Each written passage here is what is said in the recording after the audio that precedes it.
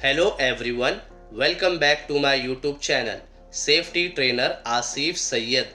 आज के इस वीडियो में हम लोग बात करने जा रहे हैं हेल्थ एंड सेफ्टी पॉलिसी की। मैं आप लोगों के लिए 7 क्वेश्चन एंड आंसर लेके आया हूँ ताकि हेल्थ एंड सेफ्टी पॉलिसी का कॉन्सेप्ट आपको एकदम क्लियर हो जाए। तो बिना किसी देरी के आइए वीडियो को शुरू करते हैं। हमारा सबसे पहला क्वेश्चन है, स्वास्थ्य और सुरक्षा नीति क्या है? What is a health and safety policy?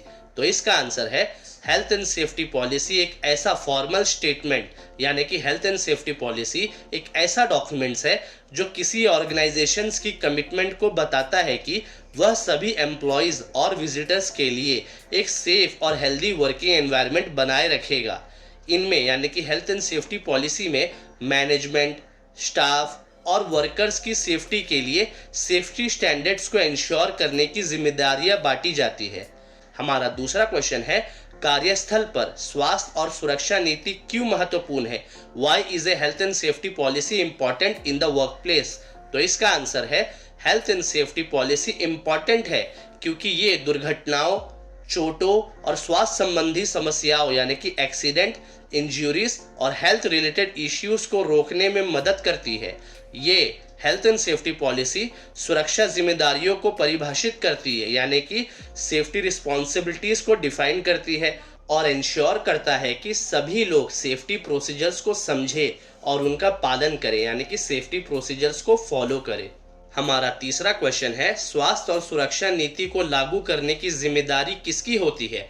Who is responsible for enforcing the health and safety policy? तो इसका आंसर है, पॉलिसी को एनफोर्स यानी लागू करने की प्राइमरली जिम्मेदारी एम्प्लॉयर्स या टॉप मैनेजमेंट की होती है, लेकिन सेफ्टी ऑफिशियल्स और एम्प्लॉयज की भी सेफ्टी गाइडलाइंस को लागू करने और उनका पालन करने में सेफ्टी यानी कि सेफ्टी गाइडलाइंस को इम्प्लीमेंट और फॉलो करने में क्रूशियल रोल यानी कि महत्वपूर्ण भूमिका होती है। अब ये कैसे होती है वो देखेंगे, यानी कि 3.1 देखेंगे, एम्प्लॉयर रिस्पॉन्सिबिलिटीज क्या है।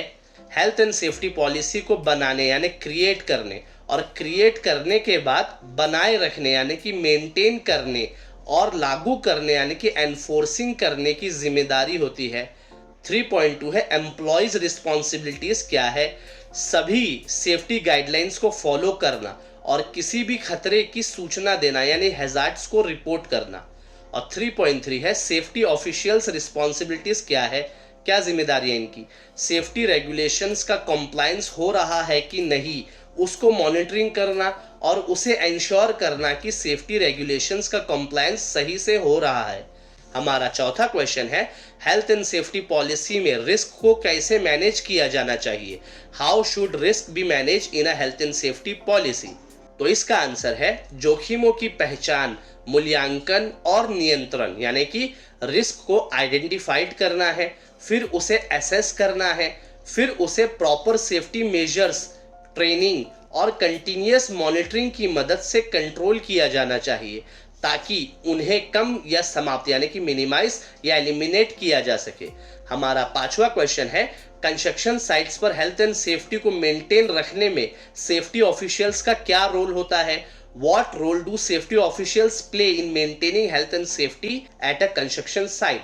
तो इसका आंसर है, safety officials health and safety compliance को मॉनिटर करते हैं, हैजार्ड्स को आइडेंटिफाइड करते हैं, सेफ्टी ऑडिट्स करते हैं और ये इंश्योर करते हैं कि सेफ्टी रेगुलेशंस को फॉलो किया जा रहा है जिससे सभी के लिए एक सेफ वर्किंग एनवायरनमेंट बनाया जा सके। हमारा 6th क्वेश्चन है, हेल्थ एंड सेफ्टी पॉलिसी को कब रिव्यू की जानी चाहिए?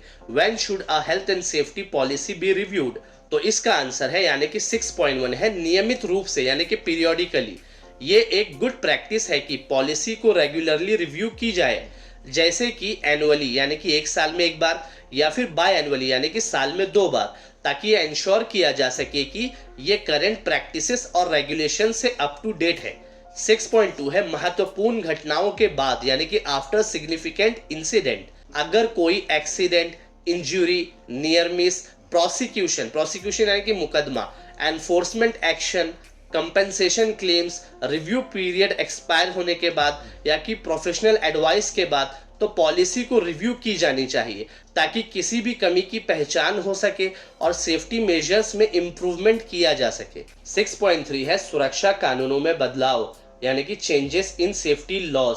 अगर लोकल, नेशनल या इंटरनेशनल सेफ्टी लॉज में कोई अपडेट या बदलाव होता है तो पॉलिसी को उन चेंजेस के हिसाब से रिफ्लेक्ट किया जाना चाहिए। 6.4 है संचालन या जोखिमों में बदलाव, यानी कि चेंजेस इन ऑपरेशन और रिस्क। जब भी working environment, equipment, organisation, processes, material, premises, work pattern, risk assessment में कोई इंपॉर्टेंट चेंजेस होते हैं तो न्यू रिस्क को इंट्रोड्यूस कर सकते हैं। तो उन रिस्क को इफेक्टिवली मैनेज करने के लिए पॉलिसी को रिव्यू करना चाहिए। 6.5 है ऑडिट या निरीक्षण से प्राप्त फीडबैक, यानी कि फीडबैक फ्रॉम ऑडिट्स और इंस्पेक्शन। सेफ्टी ऑडिट या इंस्पेक्शन के बाद अगर कोई रिकमेंडेशन की जाती है तो पॉलिसी में आइडेंटिफाइड इश्यूज को एड्रेस करने के लिए अकॉर्डिंगली एडजस्ट किया जाना चाहिए। हमारा 7th क्वेश्चन है हेल्थ एंड सेफ्टी पॉलिसी का की कंपोनेंट्स क्या है।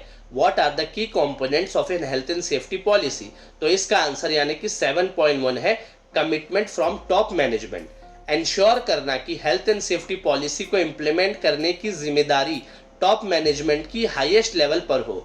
7.2 है risk identification and management. Potential hazards की पहचान करना और उनके लिए प्रॉपर कंट्रोल मेजर्स को एंश्योर करना। 7.3 है सेफ्टी प्रोसीजर्स। सभी एम्प्लॉयज के लिए क्लियर सेफ्टी गाइडलाइंस होनी चाहिए। और 7.4 है training and communication. Regular safety trainings provide करना और रिस्क और सेफ्टी प्रैक्टिसेस पर ओपन कम्युनिकेशन मेंटेन करना, यानी कि खुला संवाद बनाए रखना। उम्मीद करता हूं आपको हेल्थ एंड सेफ्टी पॉलिसी का कॉन्सेप्ट बहुत ही अच्छी तरीके से समझ में आ चुका होगा। इस वीडियो को देखने के लिए बहुत बहुत शुक्रिया। अगर आपको मेरा ये वाला वीडियो पसंद आया तो लाइक बटन को दबाना बिल्कुल भी ना भूले। चैनल को सब्सक्राइब और बेल आइकन को प्रेस कर ले ताकि और भी ऐसे इंपॉर्टेंट टॉपिक्स आपको मिलते रहें। तो मिलते हैं किसी और वीडियो में किसी और न्यू टॉपिक के साथ। तब तक के लिए good bye and take care.